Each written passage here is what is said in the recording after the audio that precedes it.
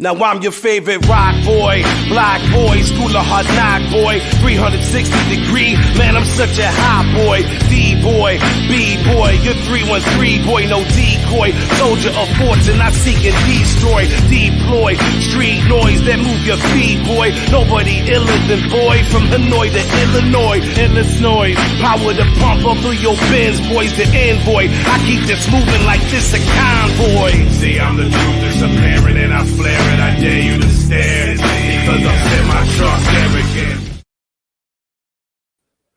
What is up, everybody? Welcome back to the Nacho Avg podcast, episode 3. I greatly appreciate everybody coming in here. Got some new friends in here. Big Tricky Nick. What is up, Deuterino? How you been, man? It's been a minute. Good old Nathaniel Birchfield, better known as Blue Ninja to myself and our special guest tonight. Anybody else who's in here, thank you for joining us. I greatly appreciate that you guys are here. We almost had a catastrophe like 10 minutes before showtime. It was like the perfect storm. As we all know, I got a wonderful 3-year-old who keeps me on my toes. And in the midst of trying to get him ready for bed, as well as, everybody, in the house, my wife getting ready to, get ready for bed, myself getting ready for the show. I'm in the midst of shaving my head. I'm dealing with him, this, that, and the other. I gashed the shit out of the back of my head to the point I had a just running pool of blood in the back of my hand after figuring out that I did it. Like I felt myself nick myself, but I didn't realize how bad I did it. I got myself to a point, it's probably about the size of a dime. And if it wasn't going to stop bleeding, I was probably going to have to call our guest and be like, bro, we can't do this tonight. I'm on my way to the ER. But good thing I was not having to do that. We have our wonderful guest here. A little tidbit of information. Me and this gentleman, we go way, way back, as well as myself and one of our fans in the stands, Nathaniel Birchfield. Nate probably knows Mike a little bit better than I do, but we'll get to that when we have him on. But other than that, things are going well in my world. It is Wednesday. It is hump day. The only thing I'm not doing is any humping right now, but I'll probably get taken down if I were doing that live on YouTube. So again, I appreciate everybody being here, and let's go ahead and get on with the show. So I got this little story that I read the other day, and it takes place in El Paso, Texas. Long story short, this woman is seeking legal damages as well as mental health support after she woke up to a situation in her apartment bedroom. This woman, about 58 years old, woke up about 4 a.m., May 8th, after she fell asleep. She felt something dripping upon her body. She just assumed that it was raining outside and that the apartment above either had a tub that overflowed, maybe a toilet overflowed. It was a little water that she, was dripping on her, and didn't think anything of it, kind of just went about her night, went back to sleep, and kept it moving. But when she woke up at 4 a.m., she just happened to turn her light on to figure out where this drip was coming from. But to her horror, she discovered it wasn't water. It was blood. Blood had been dripping from the apartment above her down to the light fixture / ceiling fan that she had, and it was spraying blood all amongst her entire apartment, all over her. What's up, Ricky? Appreciate you coming, man. Spraying blood all over the place, all over her bedspread, everything. She immediately got up, called 911. She waited for the police to arrive outside of her apartment. She immediately called family, who ended up driving in from Arizona, which they learned through Fox TV, that it was so awful and ugly that she had thought it was a dream, like it was a nightmare she could not wake up from. When police did arrive, they went to the apartment above her to see what was causing this blood leak. Unfortunately, at that time, to the police surprise, They unfortunately found her neighbor upstairs passed away. Body was decomposing directly above her bedroom. And so the blood began seeping into the floor, through the ceiling, into her ceiling fan, and just began whipping it around her room. The gentleman upstairs had apparently had passed and been dead for a few days. His leaking fluids, again, caused immense damage. Unfortunately, they had to completely come in with hazmat, rip the entire ceiling down, discard any of her belongings, and she is seeking to try and recoup her losses due to the situation at hand. In the meantime, the family has apparently started a GoFundMe. She's also sought medical treatment is the unsure if the blood made contact with her body that could contain pathogens, which is completely understandable why you'd want to, get that checked out. But the family's being in contact with the lawyer, against the apartment management. This brings up my question. How are you going to sue an apartment complex for a neighbor who passed away? Doesn't say that the neighbor was an issue, like that they were having loud parties, doing, illegal drugs, all hours of the night, so on and so forth, that would have caused any harm to himself or anybody else. What makes you think by suing this apartment complex that you're going to get reparations? I understand. Don't get me wrong. If I woke up covered in blood, I would be freaked out myself. I'd be like, what the fuck is going on? Where's this blood coming from? So on and so forth. But your neighbor passed away upstairs, and from what it reads, it looks like it was natural causes. Yes, he had been dead for a few days, but not everybody's in contact with their family members every single day of the week. So the man passed away, and we see this all the time in privately owned homes where somebody passes away and they don't find the body for a few days or weeks or months, because people don't have contact with other people. Maybe he was just that lonely neighbor who everybody thought was fucking weird, and, they just kind of left his ass alone. Hey, Pipes. Hey, Vella. How you guys doing? Appreciate you coming through. So, yeah, the neighbors upstairs happened to die directly over her ceiling fan. The blood leaked through the ceiling, through the joists, onto the ceiling fan, caused havoc in her apartment/bedroom. And now she wants to sue the apartment complex for reparations. I just don't get it. I don't know how it's going to fucking work. Like, when I lived in an apartment, my landlord didn't fucking come check on me.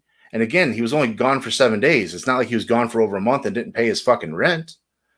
Like, I assume when he wouldn't have paid his rent, the landlord would have went in and checked and seen what's up. But it was 7 days. Like, yeah, the body was, fucking cold now, but it wasn't that cold. It wasn't to a point where I think you're going to be able to win this case of saying that, you're having so many issues and so on and so forth. It blows my mind. I think it's one of those situations where it's just like, I'm going to try and get rich quick off of this situation. I agree, Rick. I think that there definitely should be some sort of insurance that would cover some of that. I mean, you definitely have to have renter's insurance, and that should cover any sort of damages in that type of situation. But I just don't understand, like, you're going to go after the apartment complex over something that they couldn't control, over something that, was the man terminally ill that we knew he was going to die, like they could have prevented it, but you can't kick somebody out when that's their home. It just doesn't compute in my head, my big ass head at that, of where that would be okay to, I guess I think to me, it's just a grasp at trying to get rich quick off of somebody's, death, and that's one of the things where it's funny that personally, death is a natural cause. Death is natural. You can't prevent it. But one of the things that drives me fucking bonkers, and especially after, losing a couple people here in 2020, before 2021, is the amount of how much everything fucking costs for death. But it's getting covered by your neighbors. It might be at Allstate. Who knows? or farmers. Farmers covers everything. But the amount of what everything costs for a funeral, for everything, like when my grandmother just recently passed away last March, everything was already paid for, technically. My grandfather had everything set, the plots, but you still end up having to, yes, it is. They always find a way, they almost look like for an upgrade. It's almost like a Billy Mays in a situation. They're like, but wait, there's more. And it's like, no, fuck you. Like, the amount of anger I gained in situations of sitting there watching my mother in turmoil and, seeing other people in turmoil when other people have passed, dealing with in the funeral homes and the mortuaries themselves are like, they're basically like, okay, well, we know your person died, but this is how much this is going to cost. And it's completely straight faced, completely like numb. And it's just like, fuck you. Like, this is the last thing I'm here because I have to be. It's one of those situations where there's no way of getting out of it. But right now, my brain, and right now, all I can say is yes, because my brain can't fucking compute anything else. My brain can't compute anything else. And I've already made it known. Before I die, unless I fucking don't wake up tomorrow morning, I will be building my own fucking urn. I've already have plans written out that I want you to fucking burn my body in a 55-gallon drum. Call it a day, pour the ashes in, and we're going to save a shit ton of money with Geico. Or sorry, we're going to save a shit ton of money with Nacho. That's what we're going to do. Because when I die, I'm going to be gone out and leave out the way that I want to, on my terms, at my costs.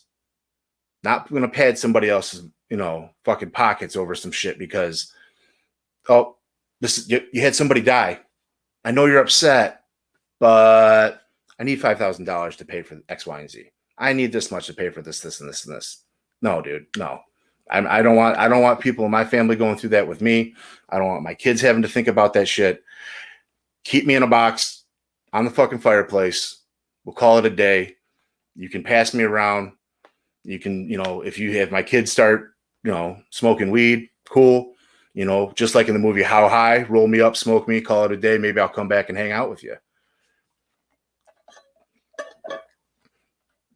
Nate, I can believe it. Nate, just the casket that we rented for my grandmother, was almost $3,000. Like, we rented it. Like, it's ridiculous.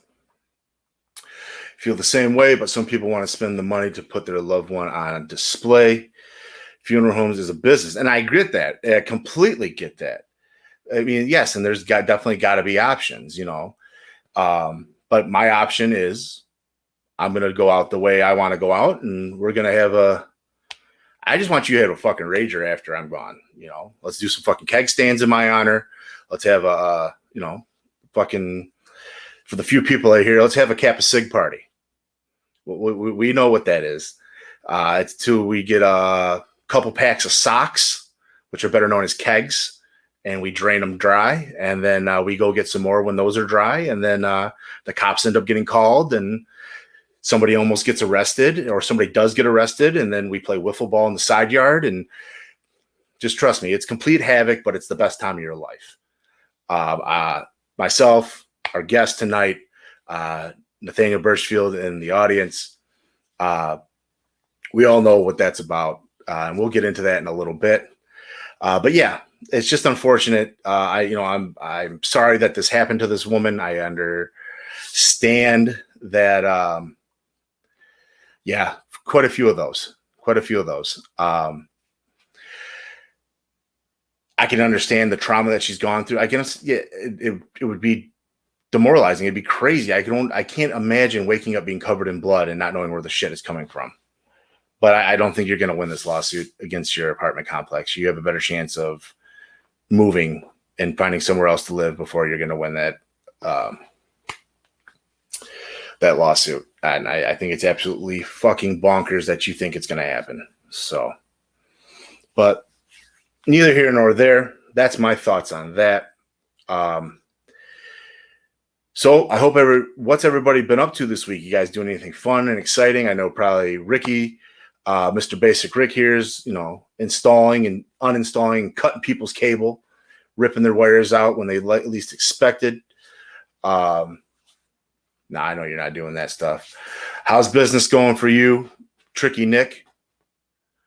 Staying out of trouble, man? I hope you guys are all doing well, keeping yourselves busy. And that is what's most important for you guys. And I appreciate you all being here. So before we continue, I'm going to go ahead and give you guys a little bit of backstory in regards to our special guest tonight. Not at all. So this gentleman is known as Big Mike.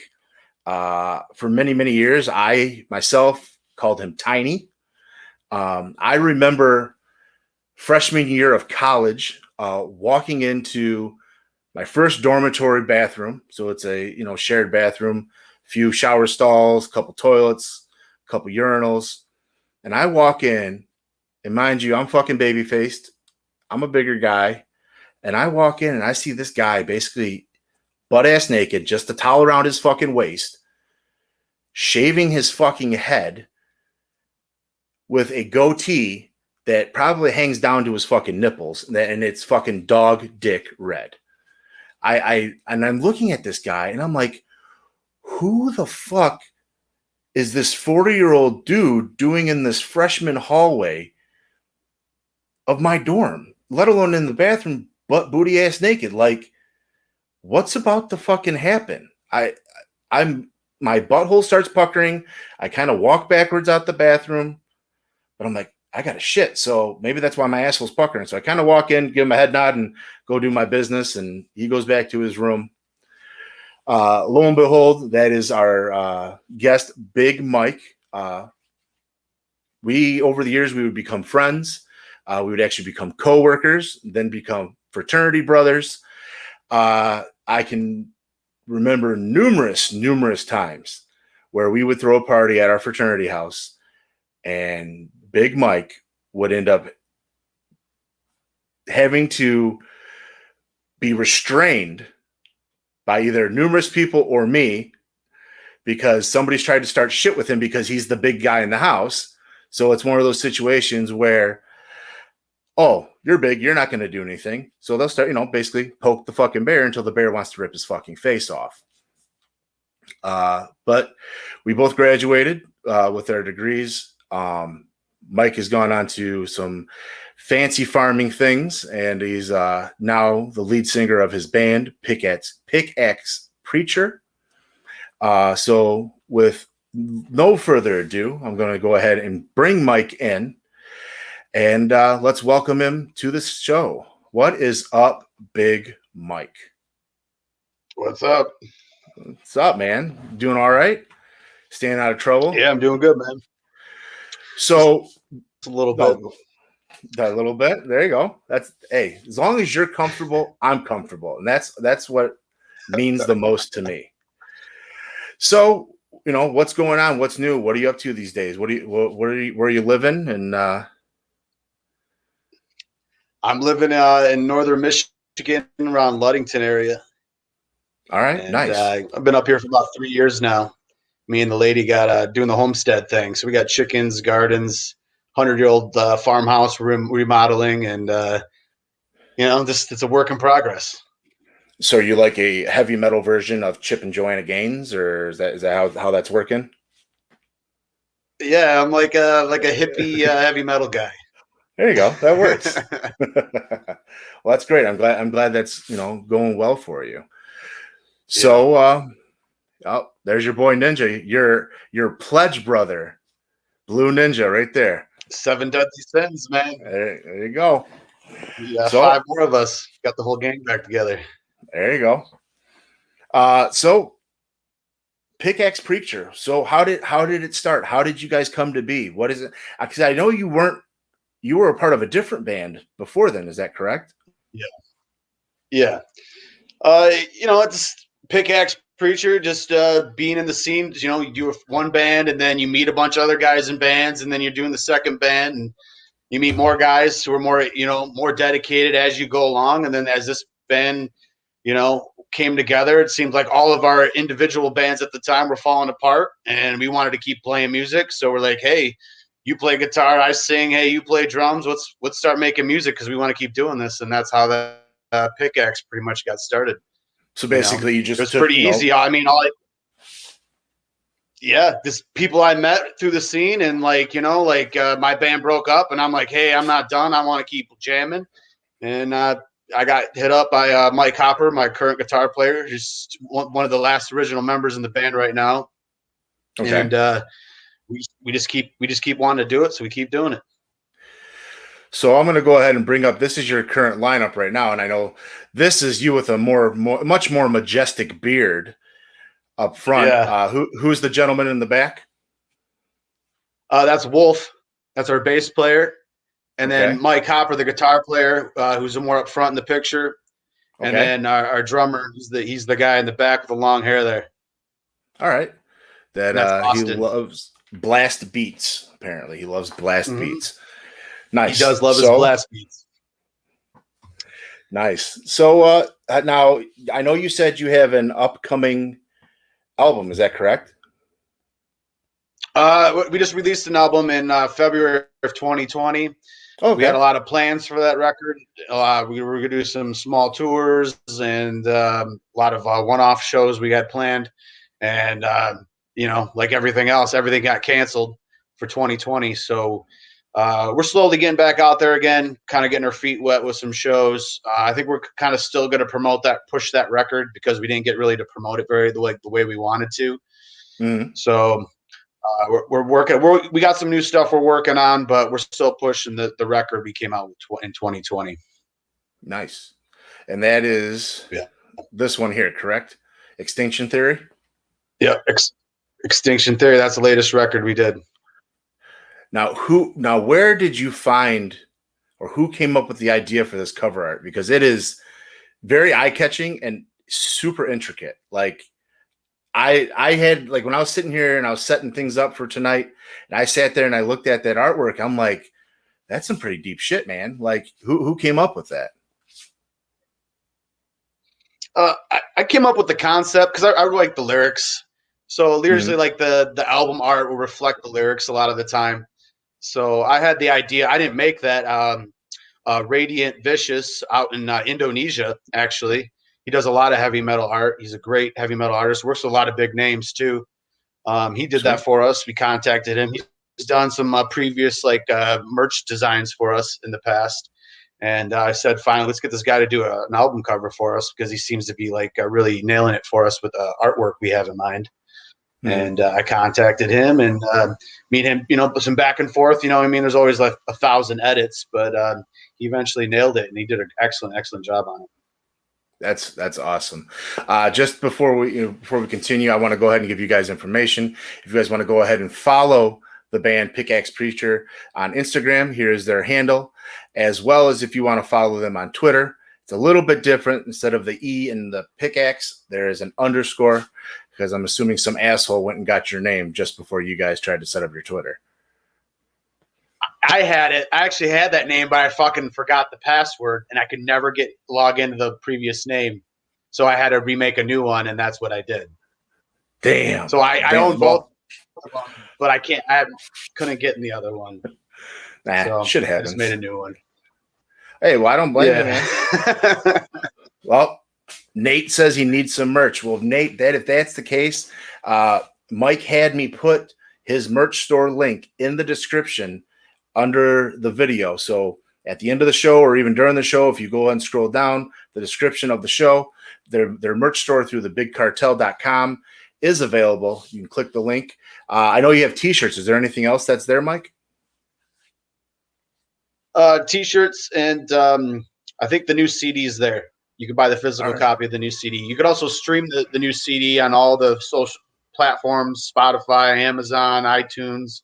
They're on all of them. Just gotta look up the name, and you should be able to stream them anywhere. That's awesome, dude. That's awesome. You're big. You're doing some awesome big things, and I'm honored to say that I know you.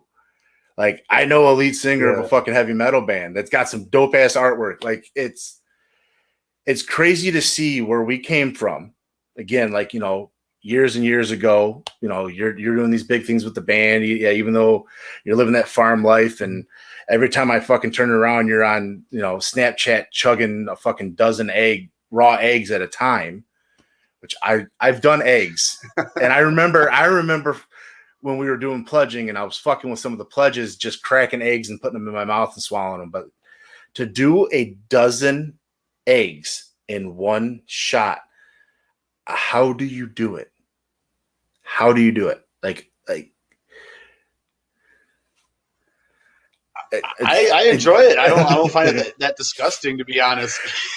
I mean, I don't want to say just it's drink like it, disgusting. It's just, I don't know. I guess it's the consistency idea. Texture. Like it's like, it's semen. Once you get used to it, you just drink it down. That's what she said. It's kind of semen-y. It's I've been doing like protein shakes and like veggie shakes that were like real bitter and things like that for years, So I mean, I'm always have this post-workout ritual, so to speak, whatever it is at the time, and whatever I'm doing for diet-wise, and that's what I do, And I just kind of like I'm just thinking about putting the gains on, so I just chug it down, See now, because I remember, and I mean, back when we were in college, you were a lot more stocky. You were a lot thicker. You've definitely toned down a lot from what I remember when we went to school together. And you did that carnivore diet, did you not? I did. I just came off of it. I did it for 60 days. I'm still eating like a large portion of my meal. Like the staple of my meals is meat. Mm-hmm. And I had a little bread in, a little veg. It just doesn't seem to bother me. It's like it was like elimination thing to kind of figure out like if I have any like adverse effects of certain foods. And I seem to tolerate everything pretty well, It doesn't seem to bother me, but definitely I keep meat as a staple, Yeah. You were the only person that I've ever seen actually go through it. I've seen people attempt it and then like they fall off like real quick afterward, like after they start it. But like just seeing you constantly post about it, I'm like, holy shit, he's doing it. Like, and I can assume that like, eating a bunch of fucking protein and meat all the time doesn't sound like it would be super difficult. But I'm assuming after a while, it kind of probably takes a little bit of a toll on your body because you're not getting all those exact nutrients that your body feeds off of. I felt fantastic, actually. I felt like probably better than I ever have actually eating an all meat diet when I was on the carnivore. Felt really good. I was actually really lean. I was leaner than I ever was. I think I posted a picture. I actually had my abs were showing for the first time ever in my life. So that was awesome. I mean, I just like kind of plateaued with my weight loss. Okay. Yeah. And it kind of plateaued. So I started going the other way. So I started adding some bread back in and some heavy lifting. And I'm starting to do heavy squats and deadlifts, stuff like that again. So I added some carbs back in to kind of help with that.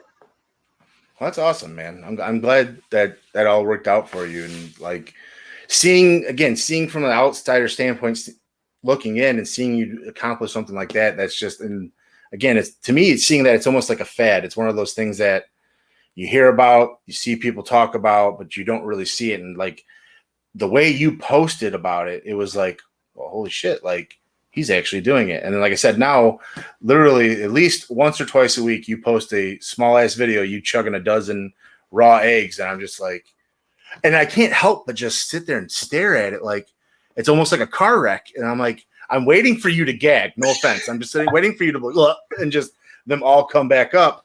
But no, you take it down like a champ. So, and I think the only other time I've seen you chug like that is like back when we were at the house and we'd be sitting there fucking just pounding beers all night. Or right. Oh no, you know what? I know better times than when we used to do that is when we sit there on Dimebag's birthday. We were sitting in Casey's room watching your Pantera DVDs, pounding Blacktooth Grins.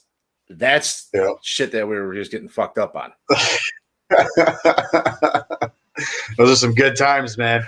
Those were some good ass times that I'm sure there was more that we don't fucking remember. So, but yeah, it's just crazy to see how things have just transpired through the years, and that I'm glad to see that you're doing so well, and it's definitely an honor to,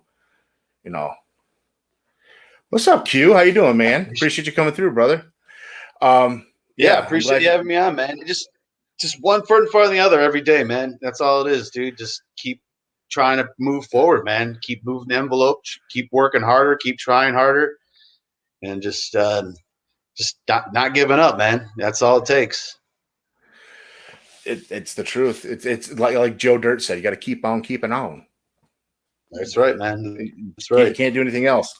So I know we're going to go ahead and play one of your music videos here in a second. You gave us two of them. And this first one that you said I should probably play during the show, which was Reptilian Jesus, correct? Yeah, this is because that was more of the live performance video. We put a lot more into that one. And then the other one's the lyric video. So was the lyrics video we did is the newest one. We just released that a couple months ago. And nice. And we just shot a new music video probably a month ago, and it's still in the editing room. So we haven't released that yet. I haven't actually seen it yet, but that'd probably be one of the better ones we've ever done yet. We put a lot into that one, and I'm excited for that. Nice. All right, so let's go ahead and give everybody a little taste of Pickaxe Preacher with Reptilian Jesus.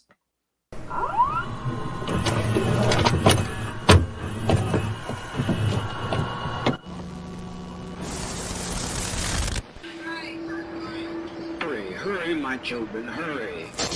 All right, they just start falling in the hands of the enemy. Hurry, my children. Hurry. The seniors out here that I'm concerned about. Hurry. I don't leave my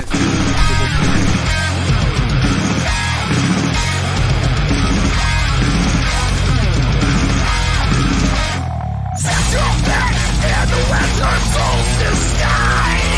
Do what us covered in the haze. Like a barrack serpent of the morning star.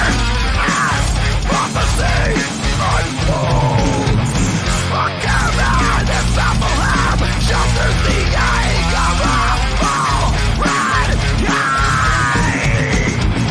Look at the white.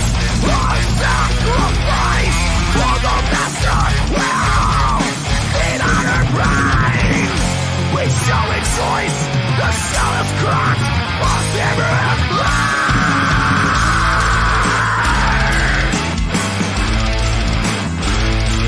Drink from them. Cleanse our sins. In the skin. Unearthly the flames. Nothing was venom. The powers of skies. The charge is insane.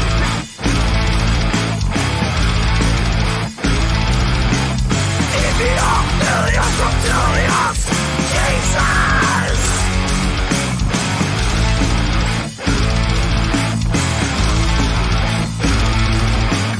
Ilias Reptilius Jesus.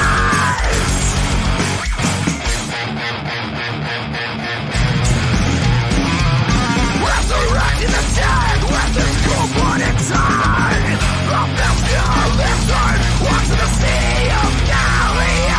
As crossbreed, apostles flock to him. Raising the storm to regenerate the scales of that side. Finalizing eyesight as they blind the judgment. Compassion for control. We showing choice. This word is spoken. Was that to command his life?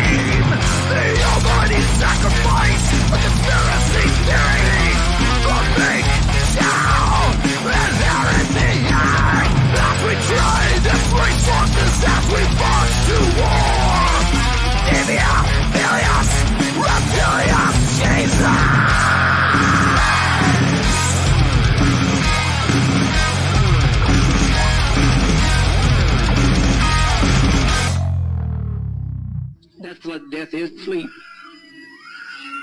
But I'm tired of it all. And we're back. And again, Reptilian Jesus is here on Extinction Theory from Pickaxe Preacher. Bro, like, what do you do? Okay, so I hear this music, and again, I'm listening to this yesterday, and I've listened to some of your stuff in the past. How do you train your voice to, like, I mean, I remember we were always told when we were going through pledging and all that shit, you know, we got to yell from the lower diaphragm, your lower cochlear region, you know, don't be using your throat. I mean, you sound very throaty, but like, what are you doing not to just completely destroy your voice?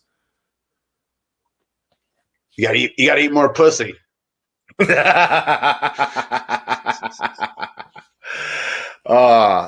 what?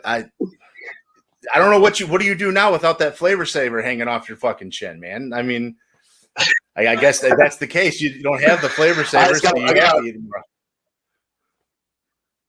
I know, yeah. That's what I mean. I gotta just like rub it in more, you know? I gotta let it marinate for a little bit, right? Dude, that was just that's fucking awesome. And kudos. Again, I don't know if you've seen, we got Red Rich here saying that it's like Slayer and Crowbar had a metal baby. Yeah, Slayer, Pantera, man, all big influence of ours, man. Hopper is a huge Eddie Van Halen, you know, Randy Rhoads, you know, and you know, Austin, man, he's really into like the progressive stuff, like BT Bam, Black Dahlia Murder. So we had a good blend of stuff. And then our bass player, man, he's mostly a funk bass player, you know. So he likes the challenge that we give him, you know. He likes the speed aspect of it. So yeah, I mean, I knew from way back when Pantera was going to be a guaranteed influence. You're the only guy that's got the Cowboys from Hell fucking logo on your shoulder, and then you still got Strength tattooed on the side of your fucking head, right? Yeah, it's still there. I mean, yeah. Well, I mean, I don't think it's going anywhere, but you know. Yeah. So when we were in college, Mike was the first guy that I ever met that have a fucking tattoo on the side of his fucking skull, and it was just like, you really love this fucking band. I do. It was just a big influence, man. You know, it was a real big influence on my life. You know, and you know, I was a young, angry kid, man, and I had a positive outlet, you know, with it, you know, with music, and I grew close to it at a young age, and as I got matured into an adult, you know, I decided I wanted to make it myself, you know. Dude, and that's fucking phenomenal, dude. I remember you and your little S10 driving up fucking South Main Street. We could hear your ass coming, blaring Cowboys from Hell. Anytime you'd roll into town, like, oh, Mike's back. Oh, Mike's back. So, man, I again, that was awesome. If you guys again want to get any merch or pick up their newest album, their merch store link is in the bio or the description of the show down below. Phenomenal, just absolutely phenomenal, man. Great job. Keep up the good work. And I know you said you've been working on some upcoming events.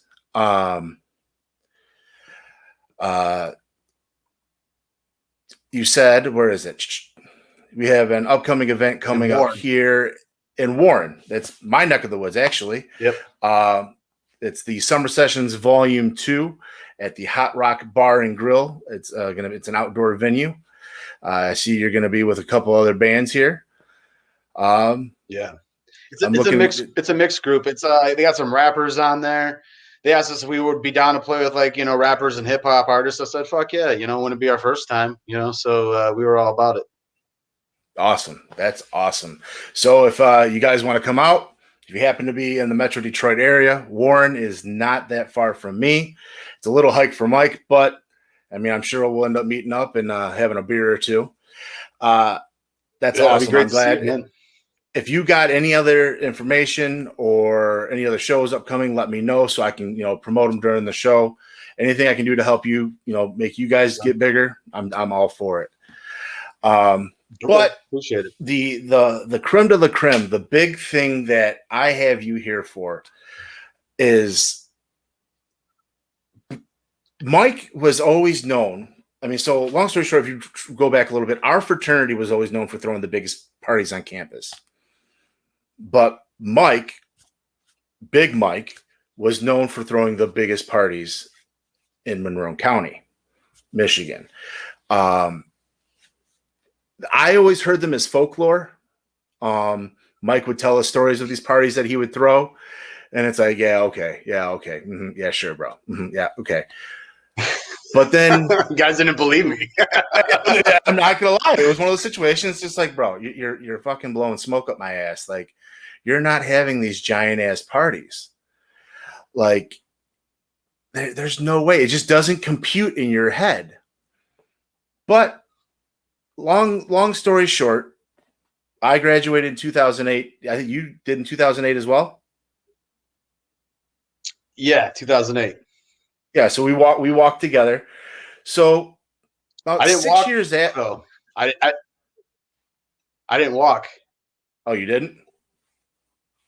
I didn't walk. My I graduated. I just got my diploma and left. I was like, "Fuck this, I'm out." Typical Big Mike fashion. Typical Big Mike fashion. Anyways, so we both graduated in 2008.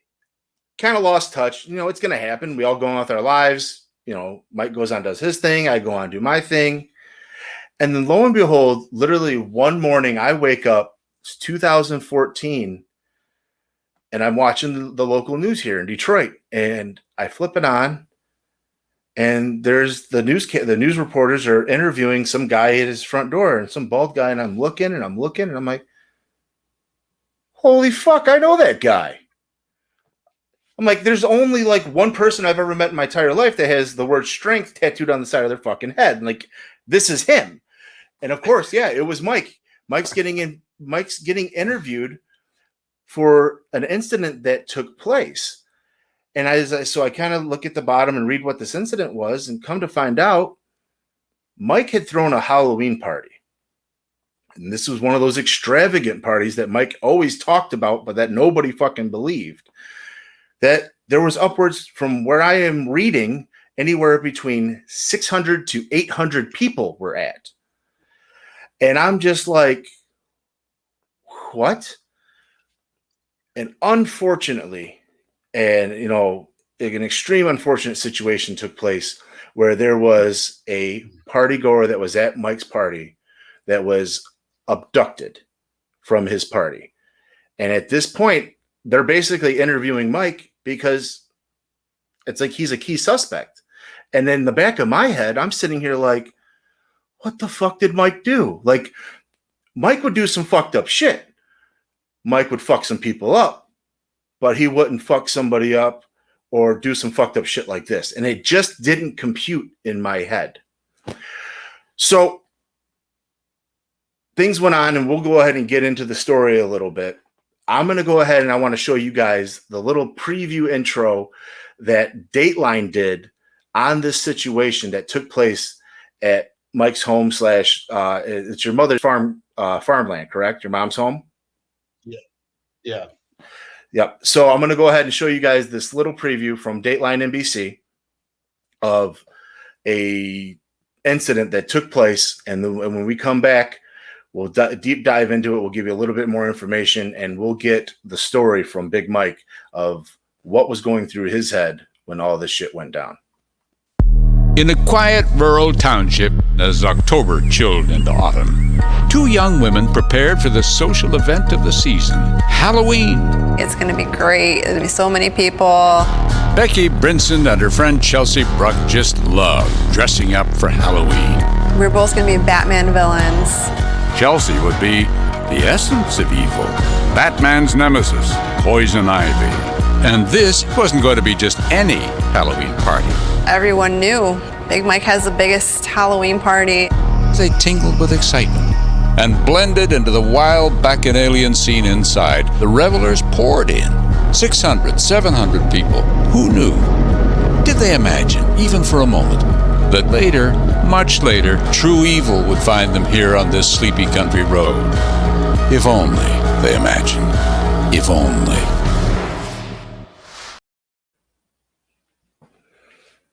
Yeah. So, if only. Long story short, to try and get this thing going, and everybody gives me shit. Because whenever time I say the words long story short, I usually have a long, drawn out fucking story. But unfortunately, Chelsea Bruck was abducted from that party. Rumor, from what I'm reading, she was abducted around 3 a.m. from your gathering, and she was not seen since. Before we get into what exactly took place and what went down, do you know of anything, or how were you feeling? When did you find out that somebody got abducted from your party? Well, we didn't know We didn't know what happened. You know, it took a while for all the story to unfold. It took probably almost over a year for the cops and everybody to put all the pieces together. Right. I remember I first heard about somebody missing. I think it was Monday morning, after the party. I had a long weekend. You know, I had actually a long week just leading up to that party. All the work that goes into something like that. I literally took a week off work. You know, I got porta potties, tent guys, building a bonfire. We spent all day Friday decorating. The party is all day Saturday, and then I got a small crew all day Sunday helping me clean that mess up because it is a fucking mess. Well, even Like before you continue describing, I mean, just your flyer itself, it screams professionalism. I hate to say it, put it that way for like lack of better terms, but I mean, this looks like almost like an Ozfest like situation, like what you got going on. And just to know, I can see that you're putting all this time and effort into throwing this giant gathering. So like, yeah, all the stories that you told us of these giant ass parties were no bullshit. Like I'm sitting here, and then so your party took place on Saturday. You get up Sunday, got your crew, you clean up, and all of a sudden you wake up Monday. Monday is when you say you found out Monday. Now, did you find out by the reporters coming to your door? Did you find out from somebody else? No. It was a slow build. Monday, I went to a diner. I went to go get a big old fucking breakfast. I mean, I had a long week. I'm like, I'm treating myself to the biggest fucking breakfast I'll ever eat in my life. And I went to a diner. I'm sitting there. I'm eating, enjoying, you know, everything, thinking back like, wow, man, that was fucking crazy. It goes by really fast. Like, there's just such a big build up to something like that. And it feels like it's over before, you know, the build up's so big. And then the night is over. It seems like in a blink of an eye because I'm so busy at one of these events. I'm back and forth. I'm dealing with every fucking thing that goes on. I'm dealing with, you know, I'm the HBIC of the party. So, you know, every fight, anyone parked in the street, I'm dealing with everything. Right. So I had a security team. We had walkie-talkies. We communicated and whatnot. So, I guess getting back to it, Monday, having breakfast, my phone blows up. Hey, so-and-so is missing. We haven't seen her. Do you know where she is? It was kind of casual. I didn't think nothing about it. You know, I'm like, who's this? No, I don't know where she's at. Give her another day. Maybe she'll pop up. Maybe she just had a wild night, you know, like maybe she didn't think nothing about it. As the day progressed, you know, people started like, don't know where she is. More people messaging me.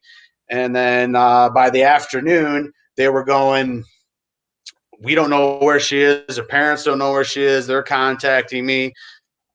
People go, hey, Mike, why don't you go take a look in the back of the woods and see if somebody's like passed out back there. I go, okay, whatever. It was a beautiful Monday afternoon. I just had a big breakfast. I'm like, I'm going to go for a walk. So I grabbed a vaporizer with some weed in it, me and the dog, and we went walking in the back of the woods. And then my dog, he steps on a fox trap. He stepped on a fox trap, okay? And he was screaming and stuff. I called the farmer next door. He drove back out there because they were trying to catch some coyotes or something. And we got the trap off him.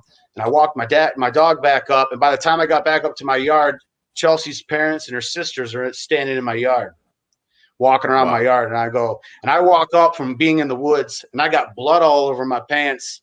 and my dog's hurt. And I gotta take my dog to the vet.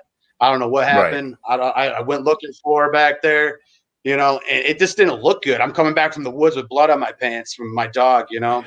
It was one of those perfect storm situations where like it looked a lot worse than it actually was. And again, before we continue, Chelsea Bruck, which was the blonde in the photos in that short video, she was the one who was apparently missing at this time.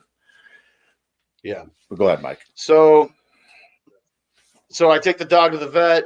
Dog's fine. They give him some shots and stuff in case of any of infection or anything. I come back and there's probably about 10 cars in my yard at this point. And I'm like, they're like asking me questions. What do I know? I keep telling them, I don't know. I didn't see her. I don't know.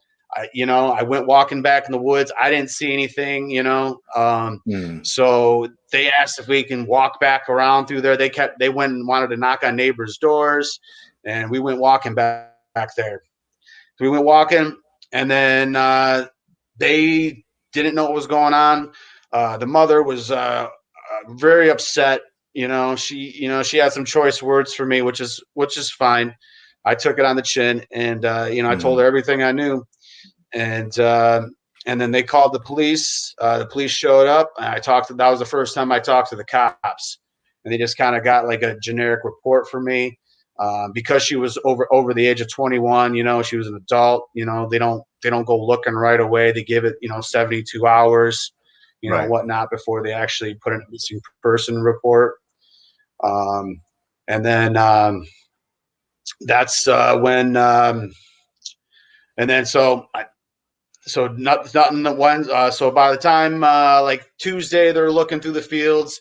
Wednesday, they have like a whole site and a search party planned out by Wednesday. And I walk out there Monday morning or Wednesday morning, and I went to go see if I could help and anything like that. And then I was approached by two detectives. And they asked me if they could search my house. I told them they needed a search warrant. I wasn't going to grant them permission. They said, if you want a search warrant, here you go. Are you going to let us in, or are we going to kick the door in? I said, I'll let you guys in. I'm going to the front door. I look behind me, and there's like 13 SWAT guys in full gear, ready to bust in. I let them in. Christ. They immediately grab me, throw me in the house, put me up on the counter. My dog comes walking around the corner, and they got guns pointed at him, and they did a full raid, man. They tore my fucking house apart. They pulled out every drawer. They flipped over every cushion. I mean, they demolished my fucking house. My house looked worse than the fucking party cleanup. Let me tell you that. Holy shit, man. This is all brand new information to me. And this is nothing. This is like basically behind the scenes, behind the curtain that you don't hear about, you don't see on TV. That's fucking crazy, man. So what's going through your head at this point? So obviously I felt like I was being raped, essentially. I feel like they came in my home, they just tore everything apart, and I got to stand there. You know what I mean? I stand there outside while these people come in my house with machine guns and tear my house apart. And, they do their fucking thing, So they obviously find nothing of evidence of her, So they said, will you come down to the station? They're going to finish up their search. And, they found, money from the party. They confiscated all the money I made from the party. So I didn't get any of that back, civil forfeiture. That's a wonderful law that we have. Yeah. And so they took all that, and I went down to the station that day. I put in gave them my testimony or whatever, the interrogation room, and told them what I knew. And right after that, that's when I contacted a lawyer, to kind of separate myself, because I knew this was they were getting the media was on my front, and then the media was there constantly. They're parked outside my house. They're bombarded my mom, bombarded me, trying to talk to my band members, trying to talk to anybody close to me. Everyone was kind of getting bombarded at the time.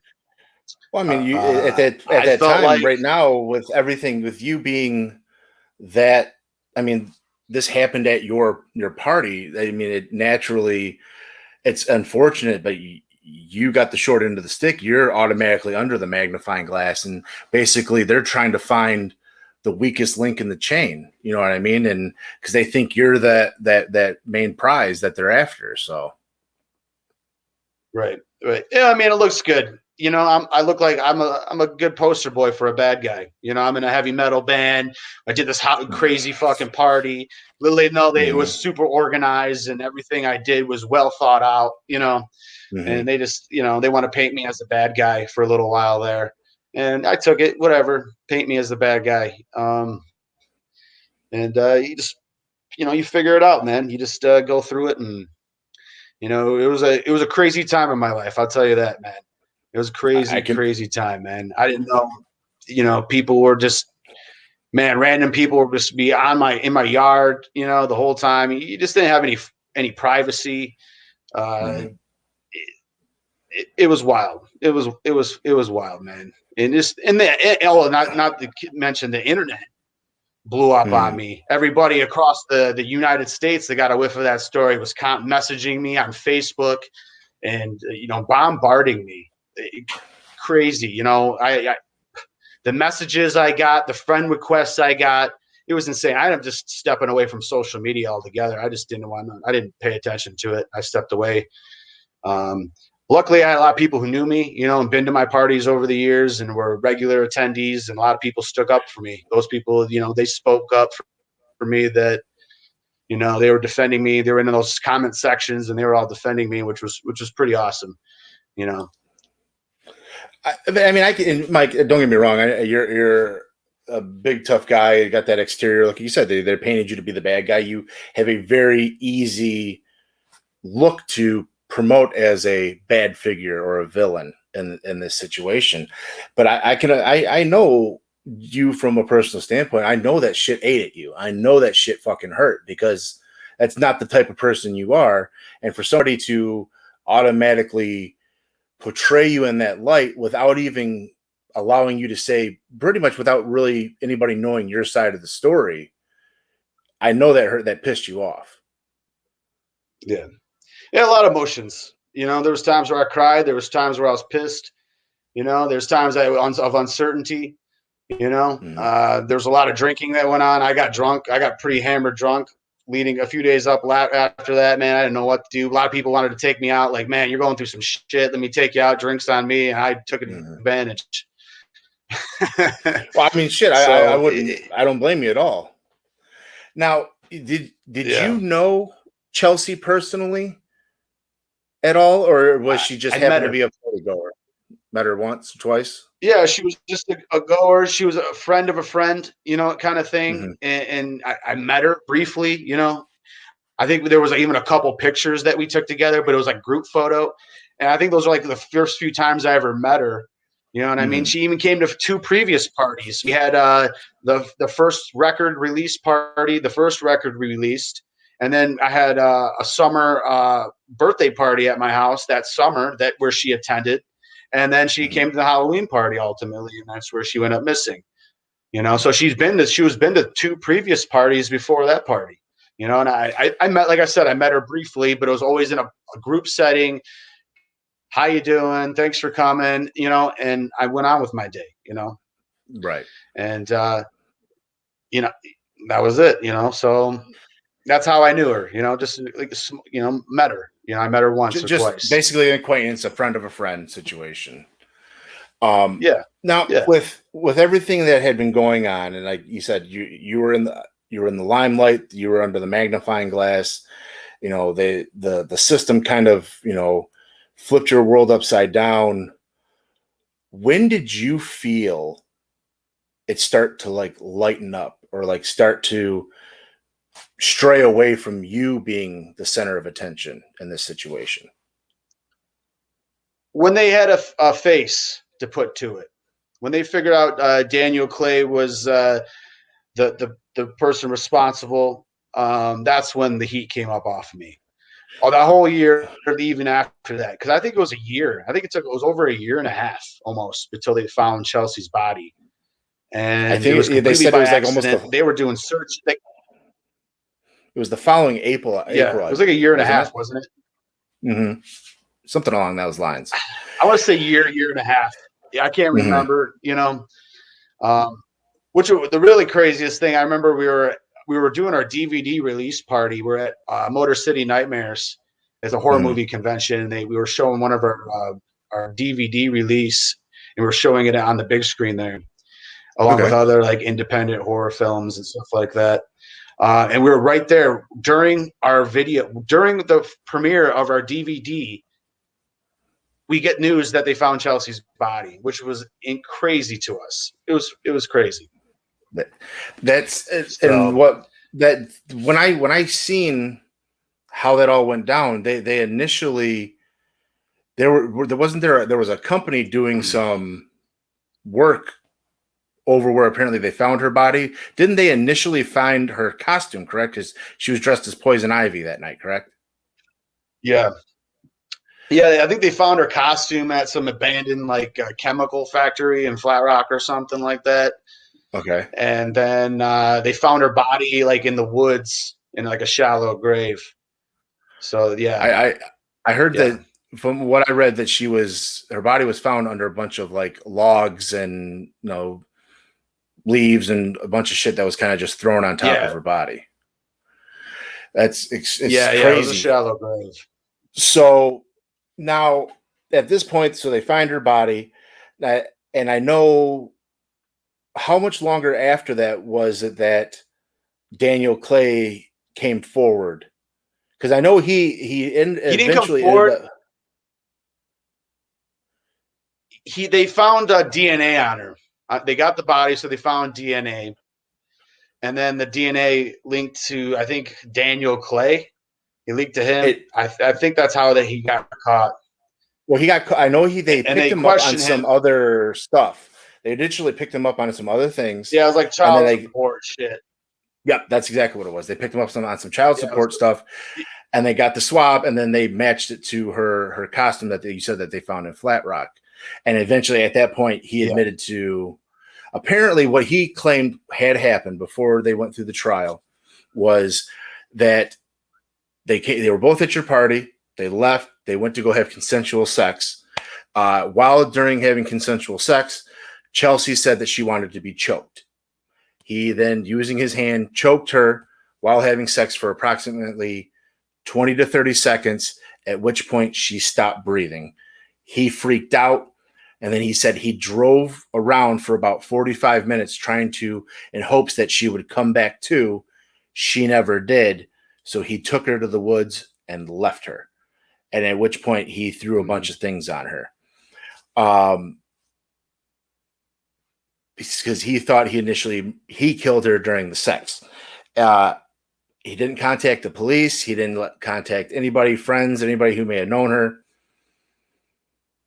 And then come to find out through an autopsy that she may have passed out from during the sex, but she wasn't asphyxiated, that she actually died from blunt force trauma. And I think that was initially from him throwing all these logs and sticks and everything in the woods on top of her. And that's what eventually ended up killing her, unfortunately. Now, Daniel Clay, like you said, he got picked up for some child support situation.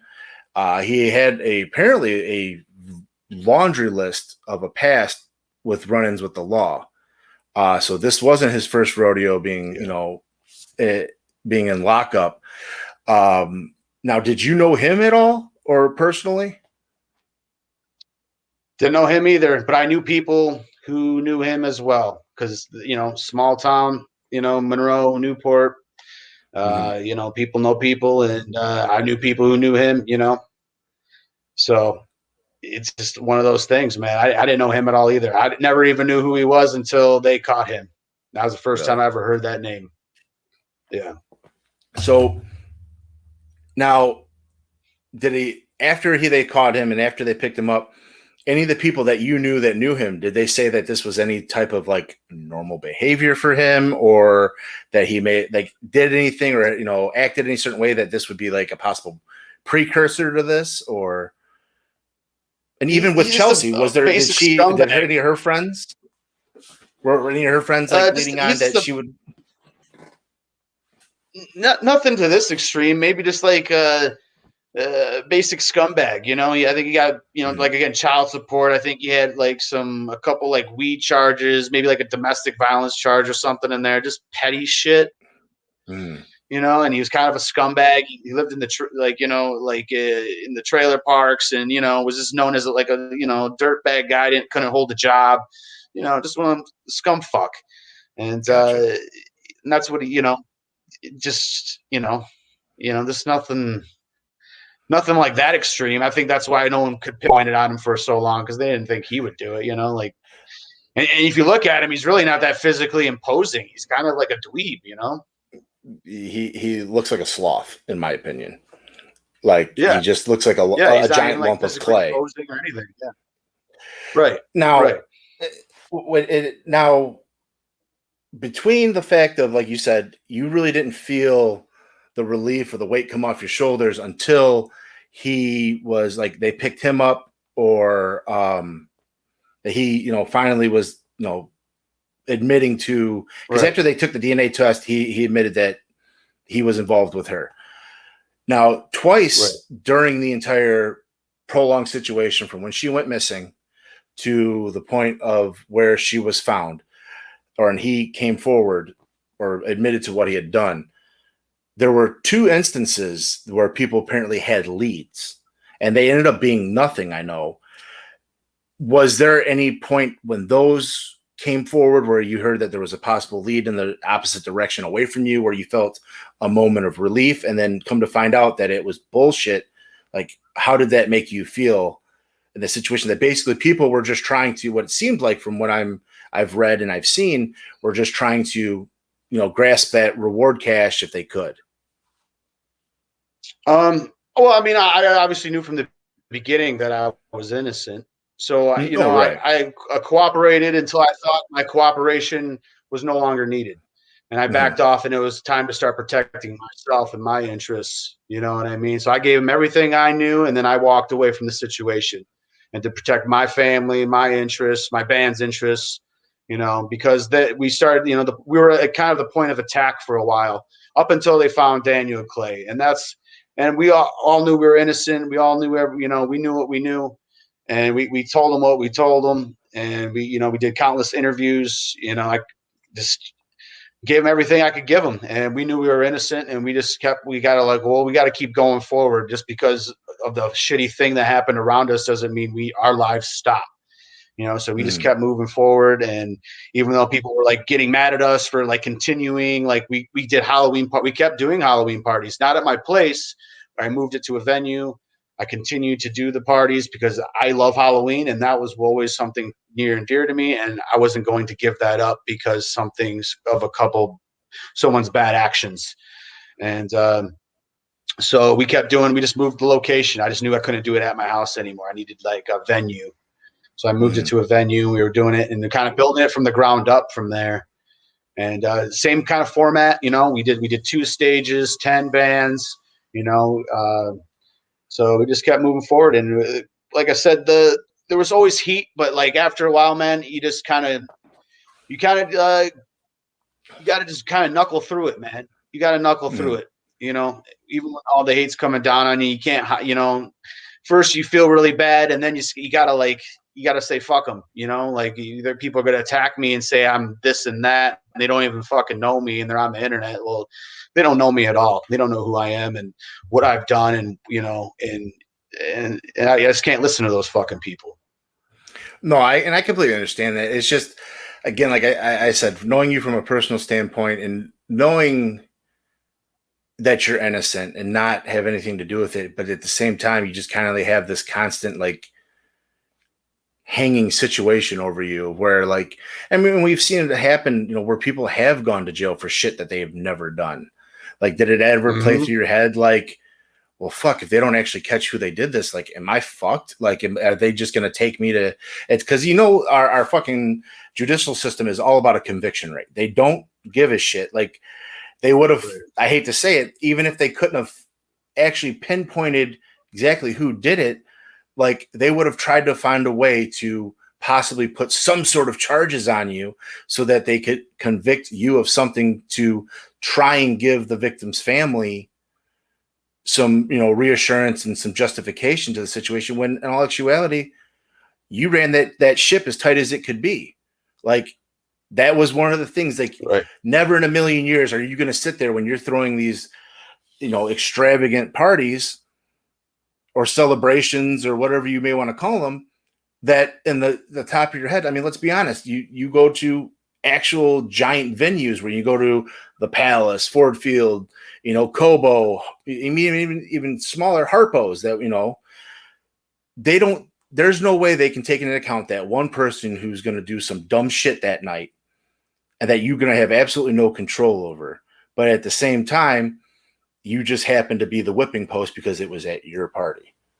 And that's the most unfortunate part. And it's just like I said, when I seen you on the news and I'm watching it and I'm like, there's no fucking way Mike would have done anything like this. Like, but at the same time, it's like, well, maybe Mike had a bad night. Like, who knows, like, what fucking went down. But at the same time, like, no, that's not fucking Mike. That shit that didn't compute in my head. And like, as it went on, like, it just doesn't even make sense either. I mean, I was so fucking busy that night. I threw 1,000-person fucking party, man, and I was running everything. All eyes were on me the whole fucking night. I even performed. I was running the stage. I was running everything. All eyes were on me all night. Dude, everybody knew where I was at and what I was doing the whole fucking night.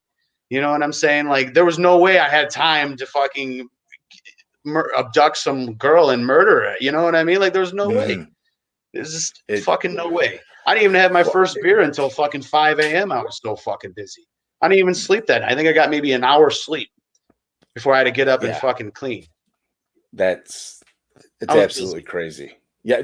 I mean, I believe it. Now, like I said, looking back, all those stories that you used to tell of all these giant parties you used to throw. And again, it almost sounded one of those situations of where they were too good to be true. Shit. I mean, it is, but then all of a sudden, it's like, then I see this situation. It's like, holy shit, he wasn't lying. He wasn't lying. And and Nate's right. You're for us knowing you from a personal standpoint. No, you weren't. You were definitely not. Yeah, the first time I met you, I'm like, dude, this is one scary motherfucker. Like, he's the type of guy that you hand him a fucking blade and he runs into the fucking woods and kills a bear with his bare hands and drags the bear out. Never like. Then I get to know you and it's like, oh yeah, he's just a big ass teddy bear. But, knowing you from that standpoint on, like, this was just something that it just didn't add up. It didn't compute. And I'm glad they were able to, I don't care, catch the piece of shit that did this to this young woman that, I hate to say it. And it's unfortunate that she shouldn't have had to lose her life in order for the judicial system to finally do something with him. That should have never happened. It should have never got to that point because even Channel 7 they did a little expose. It's about a 4-minute expose that I found on YouTube where they literally lined up all 9 of his fucking mugshots. It's like, how many fucking mugshots does a guy got to have with all the shit that he's doing before you actually like lock his ass up? Yeah, somebody had to lose their life, and that's even after when after they convicted him of the rape of Chelsea, dude, he had to go back to a court for a second, a whole different rape charge that he did, and he got convicted of that as well. Yeah, so a serial rapist and a murderer, Yep, and then it's absolutely mind blowing because you don't know, and it's one of those things where who knows who else was at your party that night that could have either fallen victim to him or somebody else at your party that night who's possibly done some other shit. Now, like, you never know all these people that just interact and intermingle with one another. And it's just, it's fucking crazy. And, I'm glad that, you're no longer under the spotlight. How many interviews have you done? So, I mean, I watched the Dateline one, which was awesome. Did you do the one on Oxygen as well? I did for Dateline. I did Oxygen. I did Nancy Grace. I did a Snapchat thing. I did probably 50 podcasts, all kind of independent podcasts too. On top of it, they wanted to, like yours. I did a lot of those. I got interviewed by Fox, all kinds of different newspapers that came to my house. I talked to just about everybody. I did some stuff for the Monroe County College. I did an article on that there for them. I think it was important to tell my story and proclaim my innocence and also just get the story out there, just so people, just are aware. I think telling this story, that's why I'm on here doing this again. I'll tell this story 1,000 times just because I think it needs to be told, and how easily someone can probably get swept up, like you said, in the justice system, how easily we can just quickly throw the blame on somebody without really getting all the facts together. We just want justice. People want justice so quickly, and sometimes justice is not immediate. You got to let facts uncover themselves. You got to let the police do their work. And just to throw if this, like I was telling my mom, if it was 100 years ago, 200 years ago, they would have dragged us out of the house and hung us in the tree, and they would have called it a rap. You know what I mean? That's it would have been some mob justice but at least we're a little more civilized today, and we have a process for all this now. But it was crazy, man. It was crazy. Yeah, I can, like I said, I can only imagine what, again, even from the description that you've given me, even some of the shit you told me tonight was the first time I've even heard some of it. And it's just holy shit. I can only imagine what you were going through, what you were feeling at that time. Again, and then to at least have the gusto to continue, and say, fuck it. You know what? I'm not going to let this hold me down. I know I'm innocent. And that's one of those things is you got to, as Joe Dirt said, keep on keeping on. You got to keep moving forward. You can't this was a major speed bump in the life of Big Mike. Because, that's the thing is, I like to try to describe that to people. You come to a speed bump, you don't fucking throw the fucking car in park and say, get out. I can't fucking go anywhere, this, that, and the other. No, it's that point where it was okay, I got to slow down. I got to, then pick up speed to get over the bump. And then we continue our process.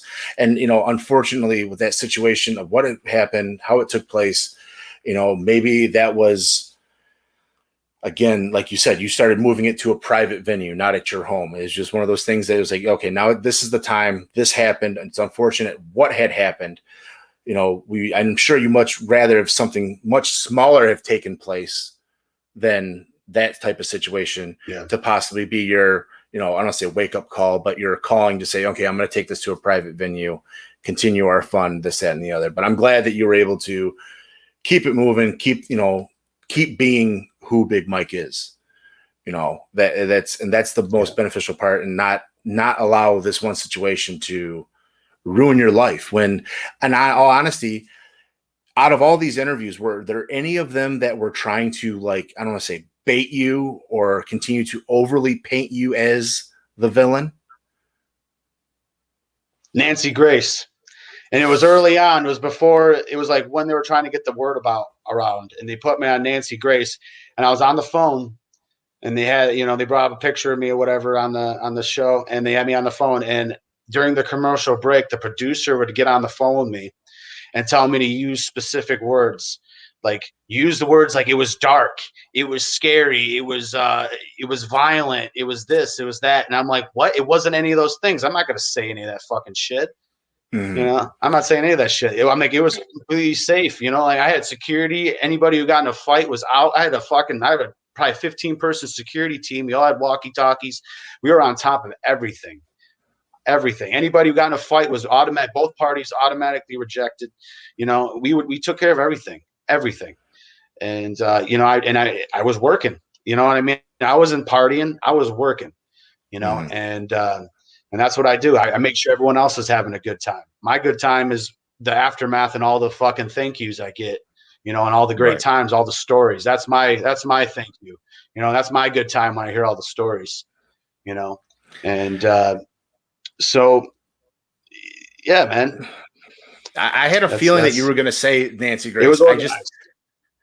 I mean, and knowing you were meticulous with every move. But as soon as and that's why I wanted to ask that. And I had a feeling just based upon some of the interviews that she's had and so on and so forth, where it's just like, and then the fact like now you're telling me that they blatantly came on and told you to use certain terms and so on and so forth, which just proves like these things are coached along, and it's like they want you to again paint this unrealistic picture of what it was. Yeah, it's a Halloween party. It's going to be dark. It was fucking night out. Like, but they wanted you to make yourself sound even worse and make yourself.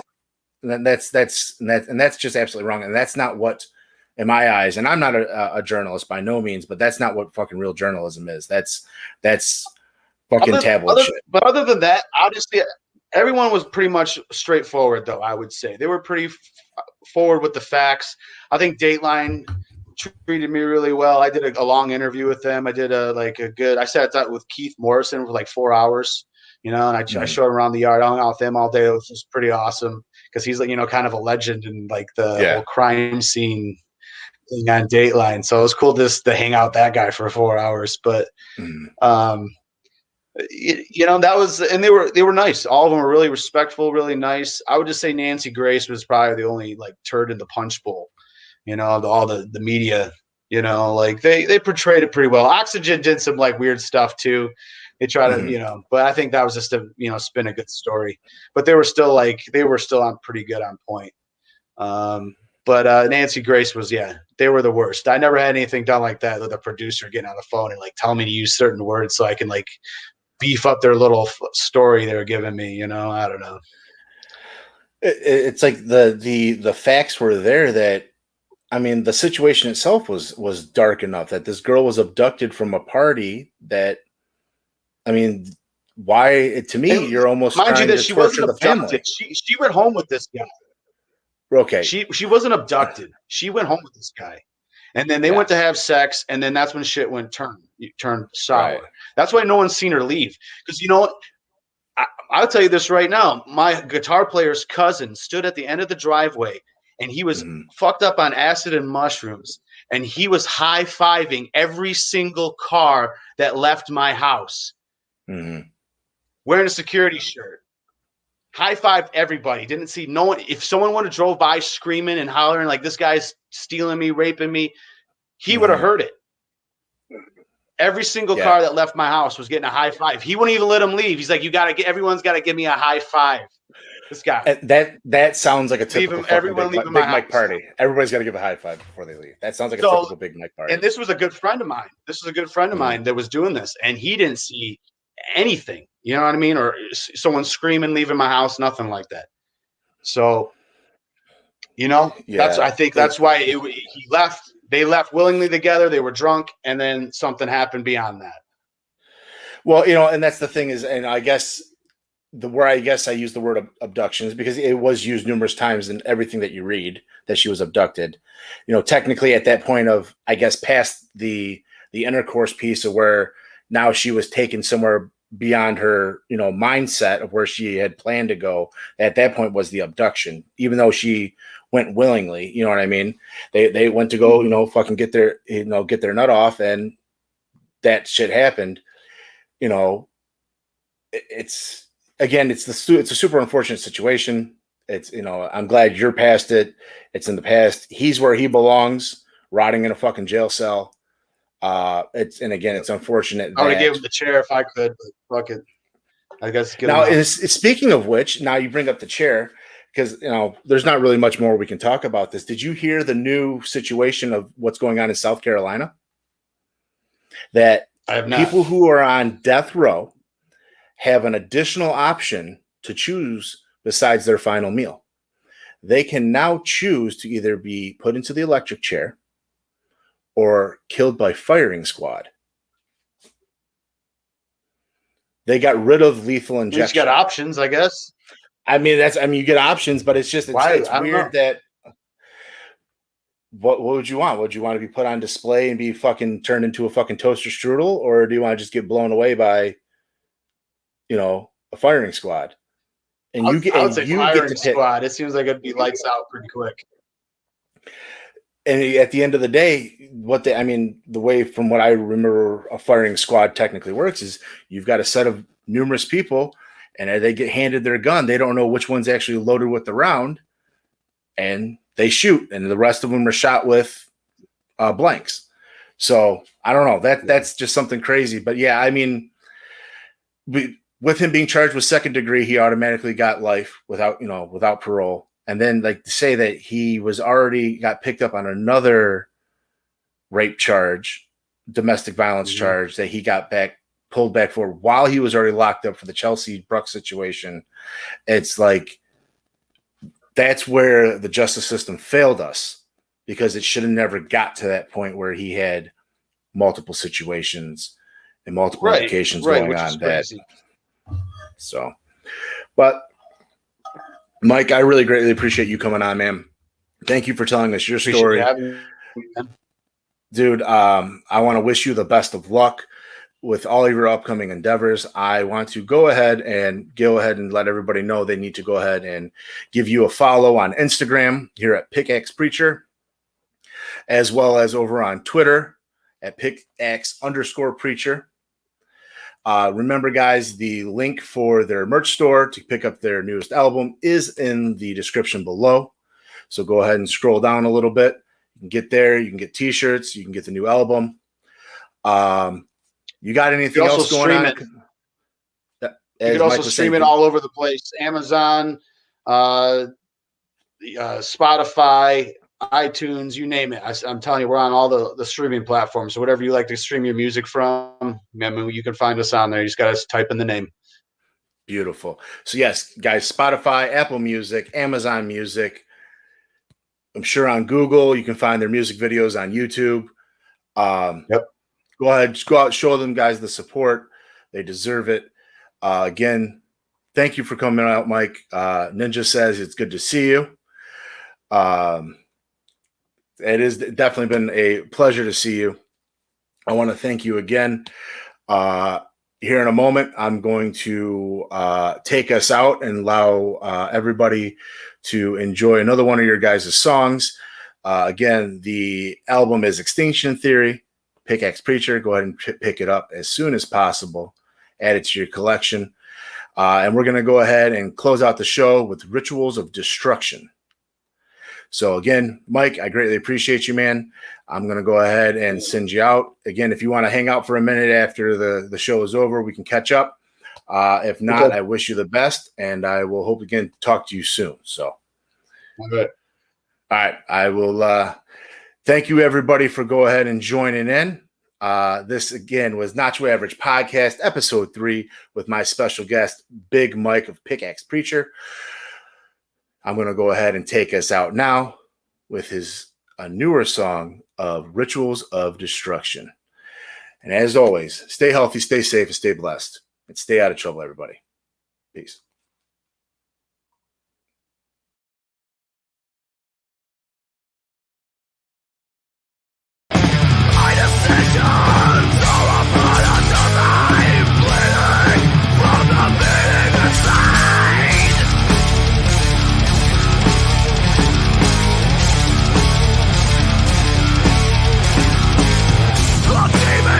Crawling at my mind, little snakes I gladly